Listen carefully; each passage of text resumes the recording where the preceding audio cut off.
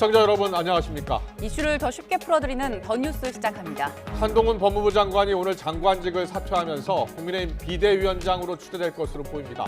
여당은 명장 이순신 장군에 빗대며 기대감을 나타내고 있지만 야당에서는 패장 원균에 빗대면서 신경전을 이어가고 있습니다. 더 정치 시간에 풀어드리겠습니다. 전국 곳곳에 체감 기온이 영하 20도의 최강 한파가 찾아오고 또 폭설까지 내리면서 한랭 질환자가 속출하고 있습니다. 도로가 미끄러워서 교통사고도 조심해야 하는데요. 강추위 속 사고 예방법 알아보겠습니다. 먼저 오늘의 주요 뉴스부터 보시겠습니다.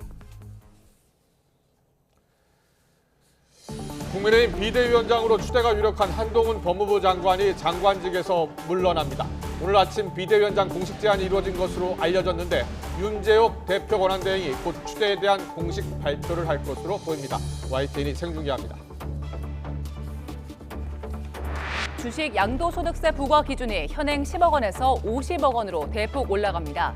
과세를 피하려고 연말에 주식을 한꺼번에 파는 걸 막기 위한 조치지만 주식 큰 손들만 혜택을 보는 부자 감세란 비판도 여전합니다.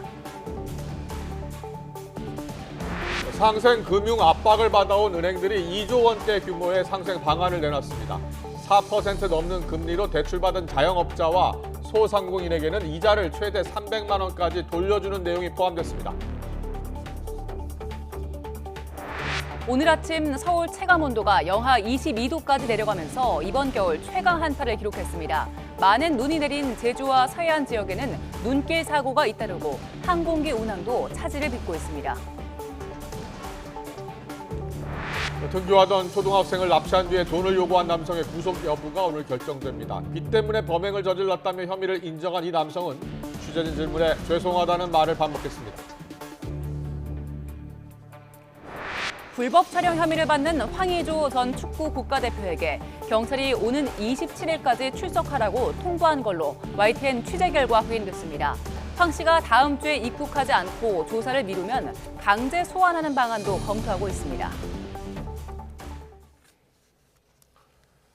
국민의힘 비대위원장으로 사실상 추대되는 한동훈 법무부 장관이 오늘 장관직 사의를 밝히고 오후에 이임식을 갖습니다. 국민의힘 윤재옥 당대표 권한대행은 곧 긴급 기자간담회를 열기로 했는데 위원장 인선 발표가 공식적으로 진행될 걸로 보입니다. 국회 연결합니다. 임성재 기자.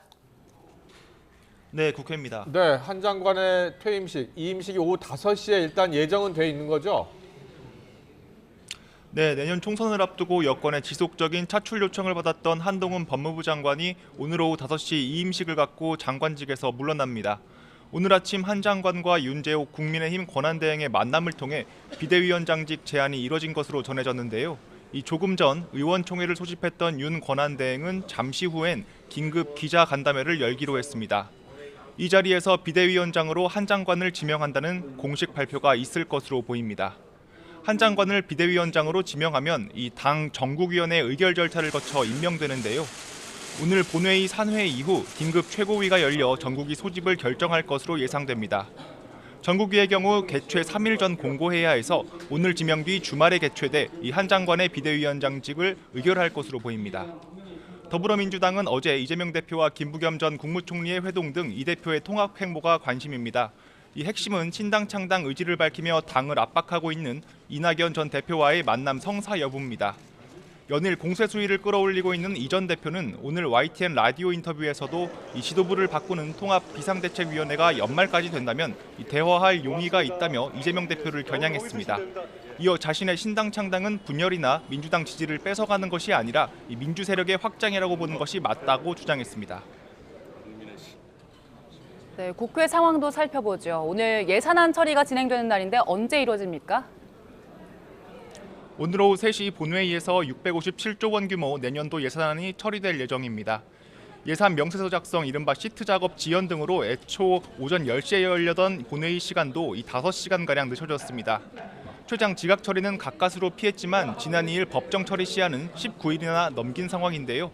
이 합의된 예산안에 대해 여당은 정부의 건전재정 기조를 지켰다고, 이 야당은 3천억 원 증액된 새만금 관련 예산과 이 지역사랑 상품권 예산 등의 증액을 이뤄냈다고 자평하는 분위기입니다.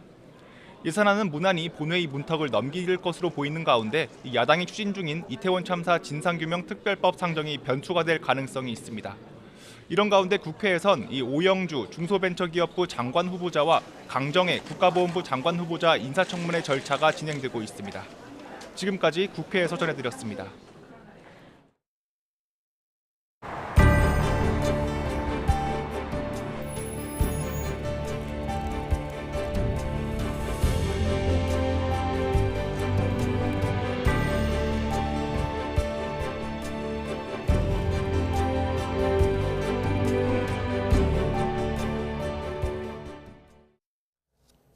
밤사이 대설특보가 내려진 서해안 일대에서 눈길 교통사고가 잇따라 발생했습니다. 특히 새벽 시간 충남 지역을 지나는 서해안 고속도로에서 잇따라 사고가 나면서 한 명이 숨지고 10여 명이 다쳤습니다. 교통 통제도 이어졌습니다. 윤성은 기자의 보도입니다. 차선 구분이 힘들 정도로 눈 쌓인 고속도로에 차량들이 어지럽게 뒤엉켜 있습니다. 5톤 대형 화물차는 앞부분이 크게 훼손됐고 화물칸에도 큰 구멍이 뚫렸습니다. 사고가 난 건 새벽 3시 반쯤. 충남 당진시 서해안 고속도로 당진나들목 부근에서 서울 방향으로 향하던 고속버스가 화물차를 들이받으면서 뒤따르던 차량들까지 줄줄이 추돌 사고가 발생했습니다. 일단 저희가 도착했을 때는 이미 사고가 난 상황이었고 이제 덤프 트럭들이 차량들이 쭈루룩 서 있어가지고 길이 조금 나 있어서 좀 트고 들어갔더니 이제 다 막혀 있는 상황이었던 거죠. 이 사고로 버스 운전기사가 심정지 상태로 병원에 옮겨졌고 승객들도 크고 작은 부상을 입었습니다. 강추위와 밤새 쌓인 눈으로 사고 처리도 쉽지 않아 이곳을 지나던 차량 모두 큰 불편을 겪었습니다. 경찰은 버스가 눈길에 미끄러지면서 사고가 난 것으로 보고 있습니다. 당진 나들목에선 앞서 새벽 2시에도 서울 방향으로 달리던 화물차가 눈길에 미끄러져 가드레일을 들이받고 멈춰섰습니다. 또 새벽 2시 10분쯤엔 충남 서천군 서해안 고속도로 춘장대 나들목 인근에서 목포 방향으로 달리던 대형 화물 트럭이 가로등과 중앙 분리대를 잇따라 들이받았습니다. 역시 눈길 교통사고로 추정되는데 다친 사람은 없지만 사고 차량이 도로를 완전히 가로막으면서 한때 차량 통행이 제한됐습니다. YTN 윤성훈입니다. 네, 앞서 전해드린 대로 국민의힘 윤재욱 당대표 권한대행이 조금 전 의원총회를 소집한 데 이어서 긴급 기자간담회를 열었습니다. 네, 오늘 사퇴하는 한동훈 법무부 장관을 비상대책위원장으로 지명한다고 공식 발표할 걸로 보이는데요. 현장 연결해 보겠습니다. 네, 지금 현장 화면 보고 계시는데요. 발표가 아직 시작이 안 된 것 같습니다. 발표가 시작되면은 바로 전해드리겠습니다. 한동훈 법무부 장관 비대위원장으로 추대될 것으로 보이는데요. 직접 들어보겠습니다. 국민의힘 당 대표 권한대행 윤재욱입니다. 국민의힘은 김기현 당대표 사퇴 이후 최대한 빨리 당을 정비하기 위해 최선을 다해 왔습니다. 국민과 함께할 수 있는 최선의 결정을 하기 위해 국회의원님들과 당협위원장 그리고 당 상임고문님 등 다양한 의견 수렴 절차를 거쳤습니다. 그동안 의견을 종합하여 오늘 국민의힘 비대위원장으로 한동훈 법무부 장관을 추천하기로 하였습니다. 지금 국민의힘을 이끌 비대위원장은 국민의 민생과 국가의 미래를 결정지을 내년 국회의원 총선을 이끌 막중한 책임이 있는 만큼 그 인선의 기준과 목표가 분명해야 합니다. 첫째, 변화와 쇄신, 미래를 갈망하는 국민의 기대에 부합하고 당 혁신을 넘어 국회 개혁 등 정치 문화의 개혁을 추진할 수 있어야 합니다. 한동훈 장관은 이를 이룰 수 있는 가장 젊고 참신한 비대위원장이 될 것입니다. 둘째, 당정 관계에 있어서 신뢰를 기반으로 더욱더 소통의 질을 높여야 한다는 여론에 부응할 수 있어야 합니다. 셋째, 청년층과 중도층의 공감대를 이끌어낼 수 있고 우리 당 보수 지지층도 재결집시킬 수 있어야 합니다. 한동훈 장관은 차기 정치 지도자 여론조사에서 당내 1위를 고수하고 있으며 젊은 세대와 중도층으로부터 많은 기대를 받고 있습니다. 또한 당원과 보수층의 총선 승리의 절박함과 결속력을 불어넣는 긍정적 효과를 기대할 수 있을 것입니다. 넷째, 한동훈 장관은 당내외 인사 중 다수가 추천하는 인물로 의견 수렴 과정에서 그 역할에 대해 기대감이 가장 높았던 분이기도 합니다. 한동훈 장관이 비대위원장을 맡게 된다면 가장 젊고 참신한 비대위원장으로 국민의힘과 대한민국 정치를 바꾸어 갈 것이 분명합니다. 당원 여러분들과 국민 여러분들의 뜨거운 성원과 지지를 부탁드립니다. 감사합니다.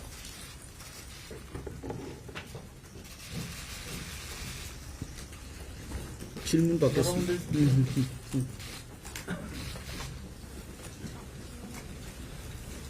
혹시 오전에 한동훈 장관 만났다는 보도가 좀 나왔는데 혹시 만나서 어떤 대화 나누셨는지 이 추천을 하려고 하면 본인 수락을 받아야 됩니다. 그래서 수락하는 과정은 거쳤습니다. 다만 그 과정에 대해서 구체적으로 제가 말씀드리지는 않겠습니다. 수락을 하셨다는 거죠? 예, 수락을 받았습니다. 근데 일각에서는 한동훈 장관의 정치 경험이 없다라는 지적에 대해서는 어떻게 평가하시는지 궁금합니다. 뭐 정치 경험이 없다는 지적을 할 수 있지만 무에서 유를 창조하듯이 새로운 정치를 하는 데는 더 좋은 조건일 수도 있고, 또 한동훈 장관이 법무부 장관으로서 이미 정무적인 그 감각이나 또 정무적인 역할에 대한 그런 그 준비를 해 왔다고 저희들은 그렇게 생각하고 있습니다. 한동훈 체제가 그 대통령 직할 체제라는 비판이 있고 수직적 당정 관계 청산할 수 있느냐는 우려가 있는데 여기에 대해서 어떻게 보시고 계시는가요? 당과 대통령실 또 정부와의 관계는 지금 뭐 사실은 소통에 문제가 없고 또 양방향으로 소통이 잘 되고 있습니다만은 국민들께서 소통이 부족하다고 지적하고 있는 것도 알고 있습니다. 그래서 오히려 한동훈 장관과 그 신뢰관계가 있기 때문에 소통의 질이 훨씬 좋아질 것으로 기대하고 또 진솔한 소통이 이루어질 것으로 기대합니다. 한 장관이 비대위원장이 오면 영남권 쇄신이라든지 당 쇄신이 빨라질 거라는 얘기가 있는데 그걸 대해서 어떻게 그거는 뭐 제가 답변 드릴 얘기는 아니고요. 비대위원장께서 취임하시면 뭐 그런 부분에 대한 입장을 말씀드릴 것으로 알고 있습니다. 혹시 아까 공관위원장으로 유명한 혁신위원장이 몇 명 있다 이런 분이 좀 돌기도 했는데 관련해서 좀 뭔가 얘기가 되는 게 있던 걸까요? 전혀 사실이 아니고요. 여러분 알다시피 과정이라는 게 있습니다. 비대위원장이 그 공관위원장을 임명하도록 되어 있습니다. 비대위원장이 취임도 하지 않았는데 또 비대위원장이 그 우리 전국위원회를 통해서 공식적으로 임명 절차가 그 아직도 시작도 안 됐는데 공관위원장이 내정됐다는 그런 뭐 악의적인 그 가짜 뉴스가 어떻게 해서 그 퍼졌는지 저희들은 그 법적인 조치를 분명히 해서 다시 이런 그 가짜 뉴스가 그 난무하지 않도록 엄중하게 조치할 겁니다. 대표님 원래는 예산안을 처리하고 지명하시기로 했는데 아직 예산안 처리가 안 됐는데 좀 앞당겨진 이유로 궁금합니다. 원래 여러분 알다시피 예산안은 10시에 그 오늘 처리되기로 되어 있었습니다. 그래서 저희가 2시쯤 예산 처리 후에 2시쯤 공개를 할 생각을 가지고 있었습니다. 근데 예산안이 그 10시에 처리돼야 함에도 실무적으로 조금 정리가 예상보다 지연이 돼서 예산안 처리 후에 비대위원장을 발표하기로 했는데 조금 일정상 차질이 있었습니다. 더 이상 제가 발표를 미룰 수 없는 사정은 오늘 여러분께 발표하고 나서 최고위원회를 소집해서 전국위원회 또 소집 의결을 해야 되기 때문에 주말이 또 껴있고 또 3일간 공고기간이 있고 뭐 이렇기 때문에 오늘 발표하는 것이 가장 바람직하다고 생각했습니다. 응? 뭐라고? 전국위는 이제 26일 날 표결이 될 겁니다. 내일 공고를 할 겁니다. 오늘 최고위원회 의결을 통해서 내일 공고가 되면 26일 날 전국위 의결이 진행될 겁니다. 한동훈 위원장으로 의견이 수렴되는 과정에서 일각에서는 이 여론 자체가 갑자기 좀 형성이 된 경향이 있다. 그 배경에는 약간의 윤심이라는 게 작용을 했다라는 해석도 있는데요. 이에 대해서는 좀 어떻게 생각하세요? 제가 국회의원님들 여론만 들은 것도 아니고 또 당협위원장 여론만 들은 것도 아니고 여러 경로를 통해서 의견을 수렴했습니다. 윤심이라는 말은 사실과 다른 얘기고 또 각계각층의 다양한 의견을 제가 수렴했기 때문에 그런 말은 근거가 없는 이야기로 생각하시면 되겠습니다. 비대위 공식 출범 날짜는 언제쯤으로 예상하세요? 지금 제가 생각하는 일정은 연내 비대위 출범이 마무리돼야 된다고 생각합니다. 그래서 새해부터는 새 지도부가 당무를 이끌고 또 당의 총선 전략이라든지 총선 준비에 실제 새해부터는 새 지도부 중심으로 가동이 돼야 된다고 생각합니다. 대표님 보시기에 한동훈 비대위의 1호 과제는 뭐라고 보시는지 궁금합니다. 1호 과제는 제 생각은 있습니다만은 새로운 비대위원장에게 제 생각을 미리 말씀드리는 것이 그분 판단에 또 혼란이 있을 수 있고 또 새로 취임하시는 비대위원장이 본인이 또 소신이 있을 겁니다. 그래서 저하고 소통을 통해서 비대위원장께서 앞으로 당 운영이라든지 총선과 관련해서 시급한 과제들을 말씀하실 걸로 생각합니다. 한동훈 장관한테 수락하셨는데 수락하면서 각오나 다짐 같은 것 좀 우리 대표님께 말씀하신 게 있는지 알고 싶습니다. 그런 얘기는 없었고요. 또 있었다 하더라도 제가 제가 얘기를 이 자리에서 할 사안은 아닌 것 같고요. 하여튼 제가 지금 전체적인 이 비대위원장 인선과 관련된 당의 입장을 전달을 드렸고 또 한동훈 장관께서 공감하셨고 수락하셨고 그게 다입니다. 한 장관님 입당하시나요?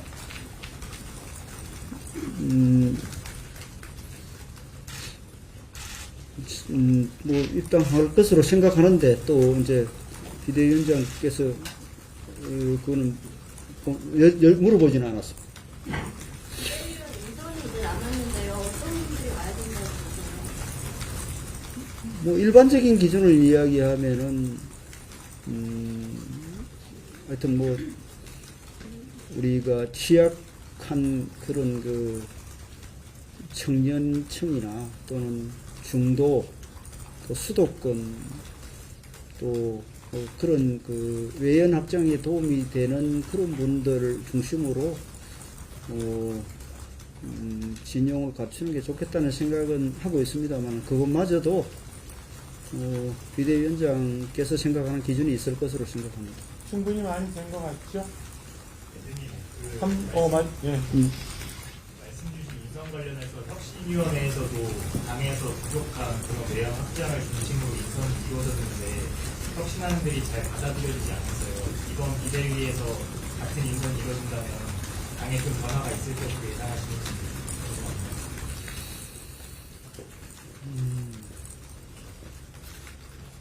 여러분들이 이제 혁신이 안이 제대로 수용이 안 됐다고 말씀하시는 분도 있는데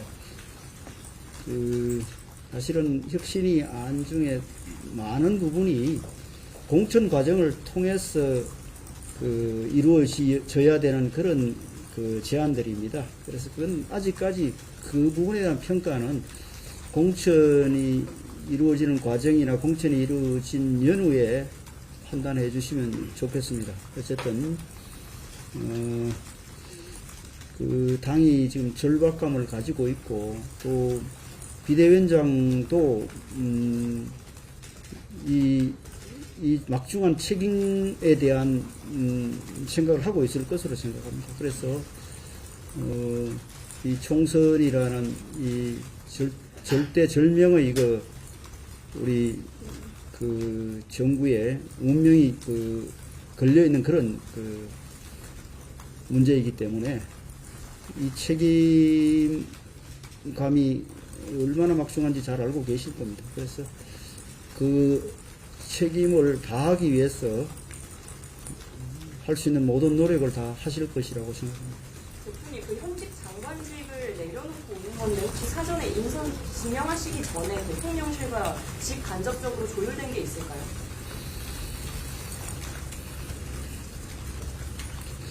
직간접적으로 조율됐다기보다는 비대위원장으로 제가 이 결정을 하고 나서 결정한 사실은 공유했다고 봐야 됩니다. 왜냐하면은 현직 장관이기 때문에 제가 공유를 했고 또 사전에 누구를 할 것인가 이런 소통이 아니라 제가 결정하고 상황은 공유를 했습니다. 자. 비대위원으로 오시는 분들 중에 현역 의원님들이 계실 수 있잖아요. 근데 험지 출마는 아니면 부출마 같은 희생이 대통령한테 이루어져야 된다고 보시는 그 거예요? 이제 또 사람에 따라서 기준이 다 다르잖아요. 험지 출마, 불출마 이런 얘기가 말로는 쉽게 할 수 있지만 개개인의 정치적인 상황이 다 다릅니다. 그래서 일률적으로 비대위원이 되면 불출마, 험지출마 이런 얘기를 지금 하기에는 좀 곤란하다고 봅니다. 그래서 누구를 할지도 정해지지 않았는데 그런 기준을 미리 말씀드릴 수는 없습니다. 여러분들 고생하셨습니다. 마무리하겠습니다. 네, 앞서 전해드린 대로 국민의힘 새 비대위원장, 국민의힘 비대위원장으로 한동훈 법무장관을 추천하기로 했다라는 윤재옥 당대표 권한대행의 발표 내용 들으셨습니다.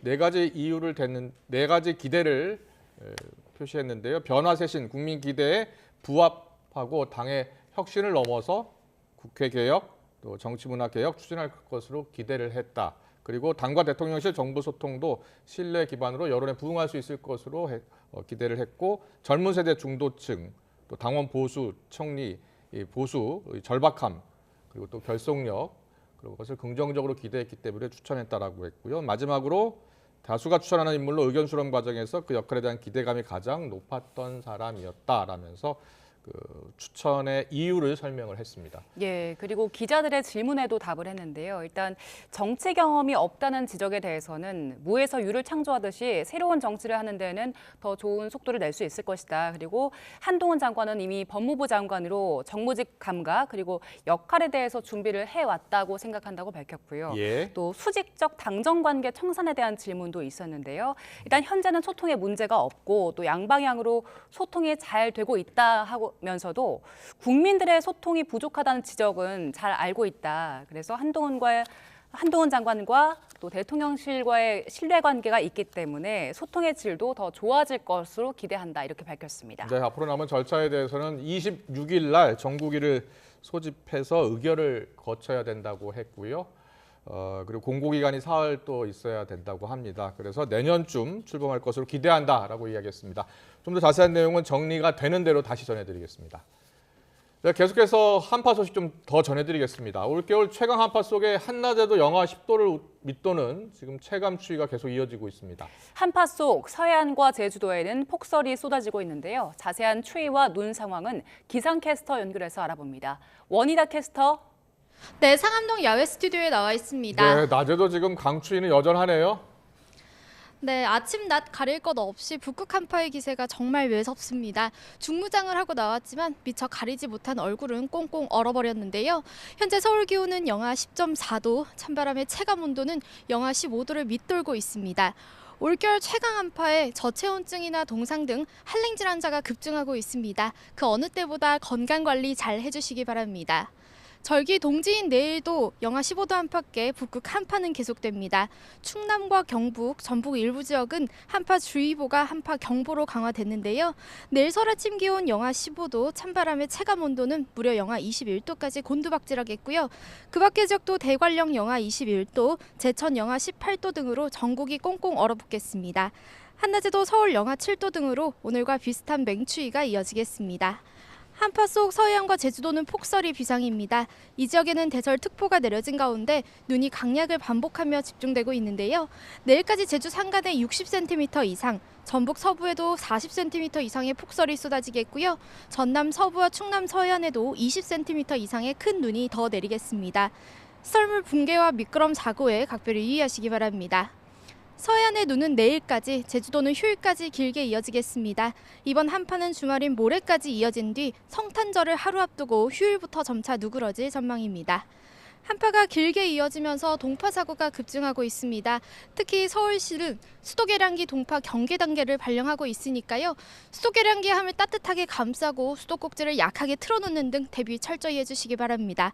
지금까지 YTN 원희다입니다. 네, 지금 뭐 올겨울 들어 가장 강력한 한파가 찾아왔는데요. 충남, 호남, 제주 지역에 지금 폭설이 내리고 있는 거죠. 네, 연일 네. 강추위가 이어지면서 관련 질환자도 속출하고 있는데요. 노약자나 만성질환 있는 분들 되도록 외출을 자제하시는 게 좋을 것 같습니다.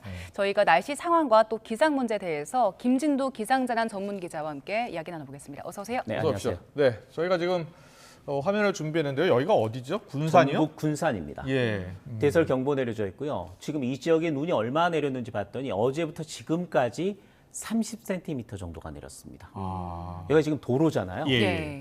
제설 작업이 어느 정도 이루어지는 곳인데 왼쪽 도로만 제설 작업이 된 것 같은데요. 그렇죠. 예. 보시면 왼쪽 편과 오른쪽 편이 색깔이 약간 다릅니다. 예. 네, 네. 차량 운행이 좀 있는 곳은 그래도 색깔이 약간 어두운 것, 그러니까 네. 약간 눈이 양쪽으로 쓸려 나간 곳이고요. 반대편 차량 운행이 뜸합니다. 그러다 보니까 완전히 하얀색으로 지금 뒤덮여 있습니다. 예. 눈이 계속해서 내리고 있다는 이야기고 염화칼슘 뿌리면 좀 녹잖아요. 녹는 상황에서 예. 계속 눈이 오면 이런 형태가 됩니다. 그렇군요. 거기에 차들 운행이 뜸하면 완전히 다시 눈으로 덮여버리는 거죠. 그렇군요. 예. 아래는 녹아 있고 위는 계속해서 눈이 쌓이면 얼게 됩니다. 네. 그러니까 밤이 되면 상당히 안 좋은 상황이 돼요. 예, 지금 차량들도 굉장히 천천히 서행을 하고 있네요. 그렇죠. 그럴 수밖에 없는 상황입니다. 굉장히 미끄러운 도로 상황입니다. 예, 그리고 이번엔 전남으로 가보겠습니다.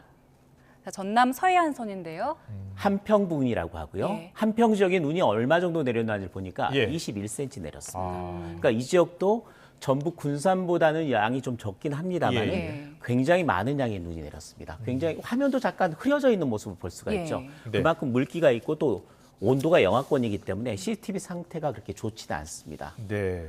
중간중간에 이렇게 도로 상황이 좋지 않은 모양입니다. 사고도 나는 곳이 많을 것 같고 그러니까 이런 상황이 된 것 같습니다. 예. 지금 제주도 볼까요? 제주도 큰 눈이 내리고 있죠. 제주도 성판항 대설 경보고요. 예. 산간 지역입니다. 제주도 산간에 얼마가 내렸냐면 40cm의 눈이 왔습니다. 아, 그래요? 어제부터 예. 지금까지요. 도로에는 지금 뭐 눈이 안 쌓인 겁니까? 이 어디입니까? 도로인지 어디인지 분간이 잘 안 되네요. 위쪽은 완전히 도로고요. 예. 그 일반적으로 이게 아마 제주도 산간 지역 같은 경우 지금 입산이 통제돼 있는 상태입니다. 예. 이건 지금 상황들이 CCTV 약간 안 좋게 좀 이거 가려져 지금 있는 모습 사진 같습니다. 같아요. 딱 보면. 지금 눈은 계속 내리고 있는 모습인 것 같고요. 아. 근데 상당히 안 좋은 상태고 이 지역에 내일까지 60cm 눈이 더 오거든요.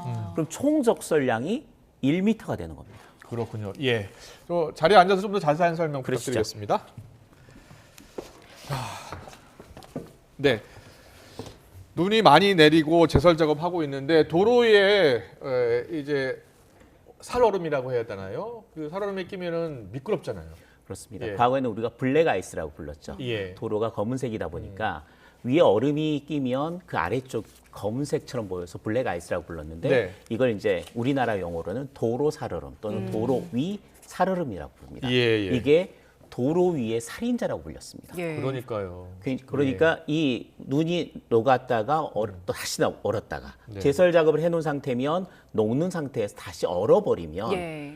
이게 눈에 안 보입니다. 검은색이 비쳐오기 때문에 이게 얼었는지 안 얼었는지를 알 수가 없거든요. 예. 그래서 일반적인 속도를 내거나 또는 급 브레이크를 밟거나 아니면 급하게 좌우 전환할 경우에는 바로 미끄러지면서 교통사고로 이어질 수가 있고요. 예. 그럴 경우에는 컨트롤이 안 되기 때문에 굉장히 대형 사고가 날 수가 있고요. 더 위험한 거죠. 그렇죠. 두 번째는 이 차가 한번 사고가 나면 계속해서 사고가 나서 연쇄 추돌, 연쇄 충돌 사고가 날 가능성이 굉장히 높아진다는 이야기입니다. 예. 따라서 도로 위 살얼음이 생기는 상황에서는 속도를 최대한 50% 이하로 줄여야 되고요. 브레이크도 한 번에 깊게 밟으면 안 됩니다. 나눠서 밟으면서 속도를 줄여서 이동하는 것이 최선의 방법입니다. 네. 예. 잠시만요. 저희가 앞서 자막으로 속보를 전해드렸는데요. 한 번 더 정리해서 전해드리고 계속해서 더 알아보겠습니다. 자, 법원이 부산 형제복지원 사건 피해자들에 대한 정부의 배상 책임을 처음으로 인정했습니다. 서울중앙지방법원은 오늘 형제복지원 피해자 하모 씨 등 26명이 국가를 상대로 낸 204억 원 규모의 손해배상 청구 소송 선고 공판에서 국가가 위자료를 지급해야 한다면서 원고 일부 승소 판결했습니다. 예, 재판부는 먼저 오랜 기간 동안 강제 수용돼 고통의 시간을 보낸 피해자들에게 위로의 말부터 전했는데요. 그러면서 이 사건의 불법 행위는 공권력이 적극 개입하거나 또는 허가, 지원, 묵인아래 장기간 이뤄진 중대한 인권 침해 사건이라면서 그 위법성 정도가 중하고 다시는 이 같은 인권 침해가 발생하지 않도록 억제할 필요성이 크다면서 선고 이유를 밝혔습니다. 네. 예. 도로 위에 살얼음 관련 어떻게 운전하는 게 좋겠다라는 말씀해 주셨잖아요. 그러니까 네. 브레이크를 살짝 여러 번 밟아야 된다. 그렇습니다. 예. 바로 깊게 밟는 것보다는 나눠서 밟는다고 보통 우리가 이야기하죠. 예, 예. 속도를 천천히 줄여가는 거. 그리고 무조건 그 속도는 제한 속도의 50% 정도로 낮춰서 운행하는 게 가장 중요합니다. 알겠습니다. 예, 그리고 지금 날씨가 어제보다 오늘 더 추워진 것 같아요. 그렇습니다. 기온이 얼마나 떨어진 건가요? 그러니까 서울 기온으로 한번 예로 예. 들어보면 오늘 아침 서울 기온이 영하 14.4도였습니다. 그러니까 이번 겨울 들어서 가장 낮은 기온이고요. 예. 지금이 1월이 아닙니다. 12월입니다. 네. 12월에 이런 일이 영하 15도 가까이 기온이 떨어진 건 극히 이례적인 현상이고요. 평년 서울 기온이 영하 3.6도입니다. 그러니까 10도나 낮은 기온인 거죠. 예, 예. 이게 일반적인 상황에서 나타날 수 없는 추위고 북극 한기가 연관이 돼서 북극 한기가 우리나라에 직접적으로 영향을 주면서 나타나는 현상입니다. 네. 서울 같은 경우 거기 찬바람까지 가설하면서 체감 온도가 영하 22.3도. 그러니까 보통 시베리아만큼 춥다 뭐 이런 이야기 많이 예. 하잖아요. 예, 예. 그 정도로 오늘 아침 무척 추웠습니다. 네. 보통 이제 과거에 우리나라 겨울 날씨 사만사온이라고 하는데 지금 이 한파가 언제까지 이어질 것 같습니까? 과거에 사만사온이라고 했던 거는 차가운 대륙고기가 확장을 하면 사흘 정도는 춥고 예. 나흘 정도는 그보다는 온화한 날씨가 이어졌을 때를 사만사온이라고 했죠. 그런데 예. 온난화가 지속이 되면서 북극 한기가 우리나라에 영향을 주는 2000년대 이후에는요. 이게 완벽하게 바뀌었습니다. 예, 예. 일주일 동안 춥고 일주일 동안 포근하기도 했고요. 최대한 긴 거는 15일, 그러니까 보름 동안 엄청나게 추웠던 적도 있었습니다. 그러니까 사만사온, 전형적인 우리나라의 겨울 날씨는 사라졌고요.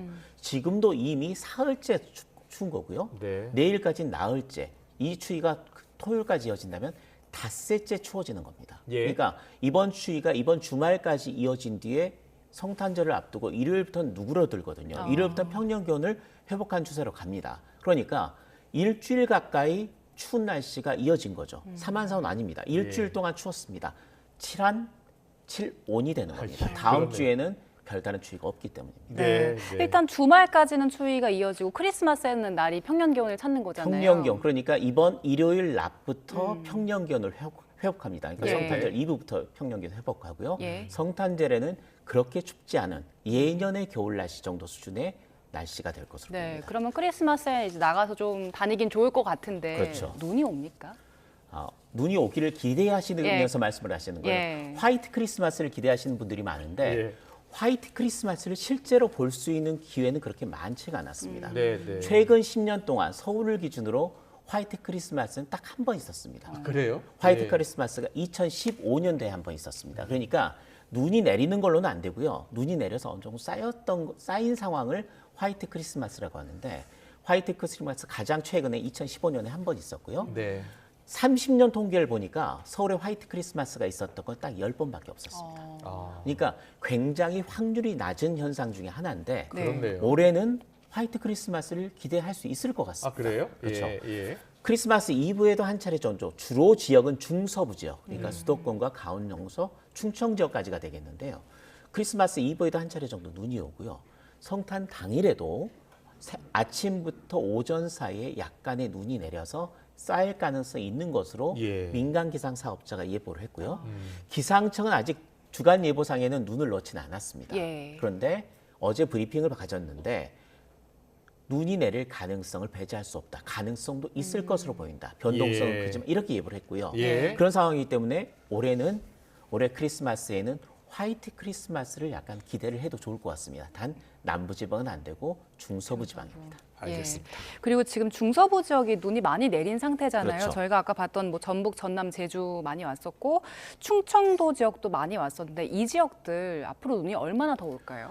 이 지역은 어쩔 수가 없습니다. 한기가 내려오면 해안가 지역, 섬 지역에는 엄청나게 많은 눈이 내립니다. 잠깐 그래픽을 제가 준비를 했는데 한번 보시죠.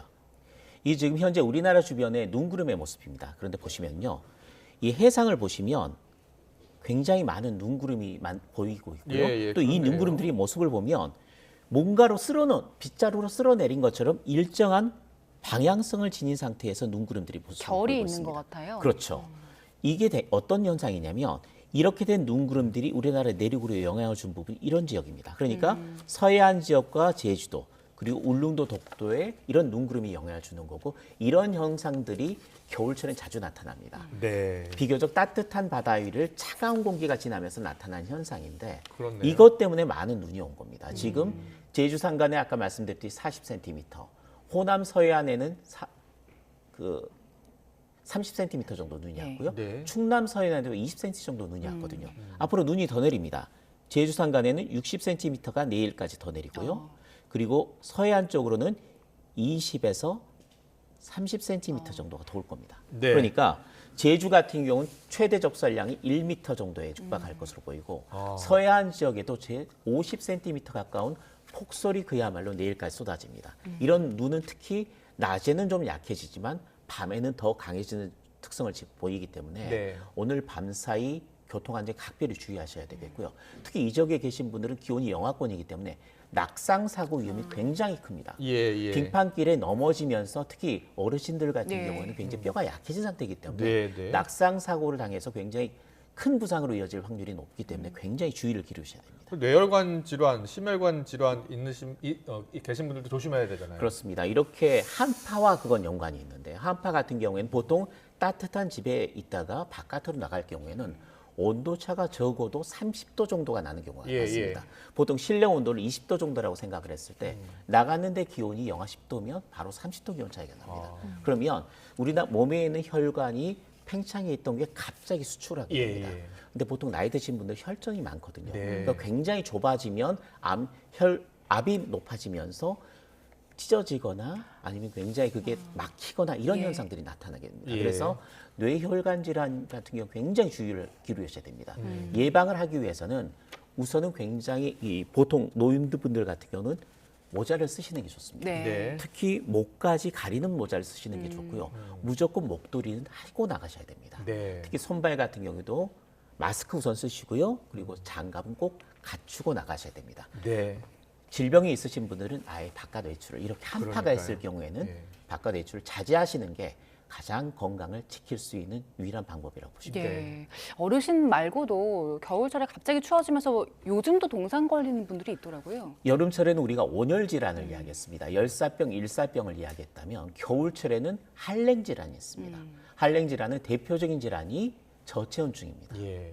보통 바다에 빠진 사람들 같은 경우 저체온증으로 사망하는 경우가 많잖아요. 마찬가지로 차가운 공기에 오랫동안 노출이 되면 우리 정상 체온이 36.5도지 않습니까? 예. 35도 이하로 체온이 떨어지게 되면 의식을 잃게 됩니다. 그 상태가 오래 지속이 되면 생명까지 위험하게 되는 상황이 됩니다. 그리고 동상 같은 경우는 굉장히 차가운 그 공기에 계속해서 노출이 되게 되면 손이 흰색이나 회색으로 변하게 되고 나중에는 피가 통하지 않기 때문에 결국 썩게 됩니다. 그래서 동상 같은 거 굉장히 조심해야 되고요. 특히 습기가 있는 경우에는 여러 가지 2가지 정도 더 한랭 질환을 주의해야 되는 그런 상황입니다. 요즘 같은 경우는 저체온증 그리고 동상을 가장 주의해야 되는 시기가 지금 같은 영하 10도 이하의 북극 한파가 내려왔을 때입니다. 네, 잘 들었습니다. 올겨울 최강 한파 그리고 건강관리법 들어봤습니다. 김진두 기자와 함께했습니다. 잘 들었습니다. 고맙습니다.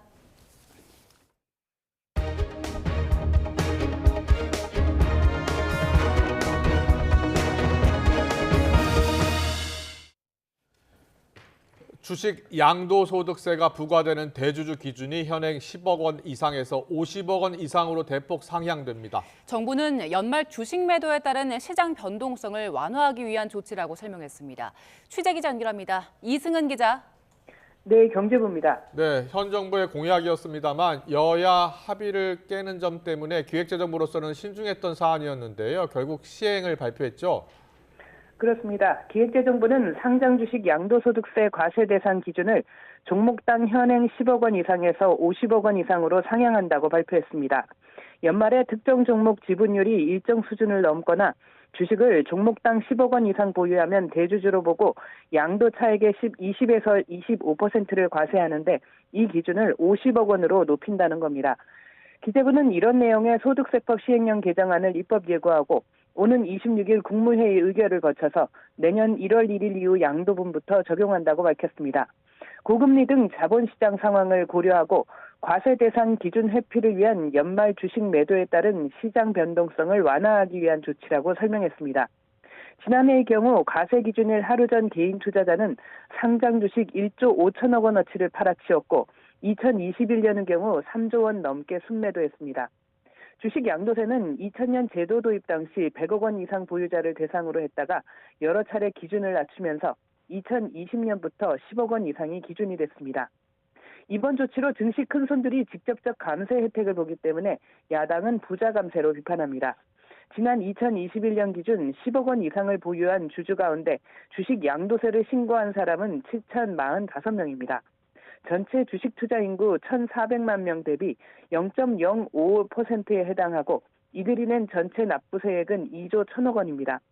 정부는 10억 원 이상 50억 원 이하를 갖고 있는 주식 보유자 비중이 크지 않아서 이번 조치에 따른 세수 감소 효과가 크지 않을 것이라고 설명합니다.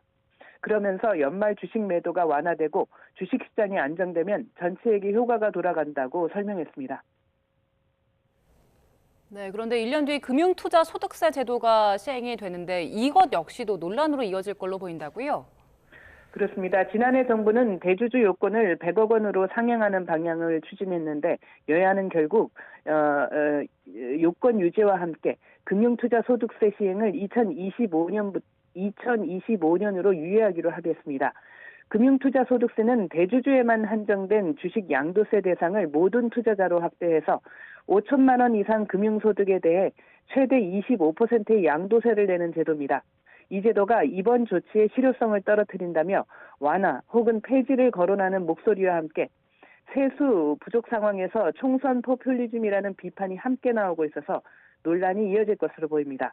최상목 부총리 겸 기획부 재정부 장관 후보자는 인사청문회 답변서에서 내년 중 대내외 시장 여건을 고려해서 국회 논의를 거쳐 결정할 사안이라며 즉답을 피한 상황입니다. 지금까지 경제부에서 YTN 이승은입니다. 고금리로 서민들은 어려운데 은행권은 이자 장사로 큰 수익을 올린다는 비판에 대해 은행들이 역대 최대인 2조 원대의 상생 방안을 내놨습니다. 4% 넘는 금리로 대출받은 자영업자는 이자로 낸 돈 가운데 최대 300만 원을 돌려받게 됩니다. 이형원 기자입니다. 계속된 고금리 상황에 서민 부담이 커지는 만큼 은행권 주머니는 두둑해졌습니다. 올해 3분기까지 거둔 이자 이익만 44조 원이 넘어 역대 최대입니다. 서민 고통을 짜내 이자 장사를 한다는 비판이 거세진 이유입니다. 급기야 초과 이익을 기여금으로 내게 하는 횡재세 도입까지 정치권에서 거론되자 은행권은 역대 가장 큰 규모인 2조 원대 상생 방안을 서둘러 마련했습니다. 지난해 단기 순이익의 10% 수준으로 횡재세 도입 때 부담해야 하는 기여금 규모에 맞춘 겁니다. 우리 은행권은 국내 20개 은행이 모두 참여하는 역대 최대 규모의 2조 원 플러스 알파 민생금융 지원 방안을 오늘 이렇게 발표하게 되었습니다. 대상은 연 4% 넘는 금리로 돈을 빌린 자영업자와 소상공인 187만 명가량입니다. 이들의 1년치 이자 부담액의 일부를 현금으로 돌려주는데 한 사람이 받을 수 있는 최대 한도는 300만 원입니다. 이 같은 이자 환급의 1조 6천억 원, 나머지 4천억 원은 전기요금이나 임대료 지원 등에 쓰이게 됩니다. 18개 은행이 참여해 건전성을 해치지 않도록 단기 순이익을 기준으로 비용을 분담합니다. 국책은행 두 곳은 정책금융 방식으로 추가 지원을 하기로 했습니다. 이번 지원은 내년 2월부터 시작됩니다. 빨리 이제 구체화돼서 이게 좀 실행이 됐으면 하는 과정이 희망이고 도와드릴 게 있으면 저희가 최대한 도와드리도록 하겠습니다. 은행연합회는 별도 신청 절차 없이 각 은행이 이자 환급을 계좌로 해주는 만큼 전화금융 사기, 보이스피싱 피해를 보지 않도록 주의를 당부했습니다. YTN 이영훈입니다.